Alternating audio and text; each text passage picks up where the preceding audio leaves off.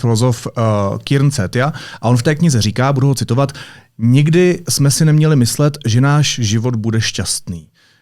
Což je přece myšlenka, která pohání jako řadu lidských životů dopředu. Spousta z nás dělá věci proto, aby jednou takzvaně byla šťastná, ne? Asi áno, ale Kieran Cetia by ti povedal na to, že to možno nie je ten najlepší spôsob. Proč? Na tom chcieť byť šťastný nie je nič zlého. Každý chce byť šťastný. Chce byť veselý, chce byť spokojný, chce mať naplnené nejaké svoje základné ako potreby. Chce mať ako bezstarostný, radostný život. Na tom nie je vôbec nič zlé.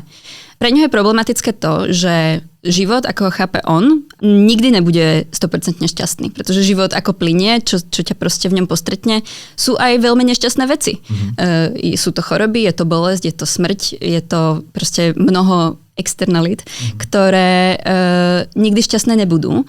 A ty keď veríš tomu, že v prvom rade ten tvoj život má byť šťastný, tak sa dostávaš do také akože veľmi zvláštnej slučky, z ktorej nevieš ako výjsť, pretože máš pocit, že je s tebou niečo v neporiadku, že sa možno málo snažíš a teda nie si šťastný.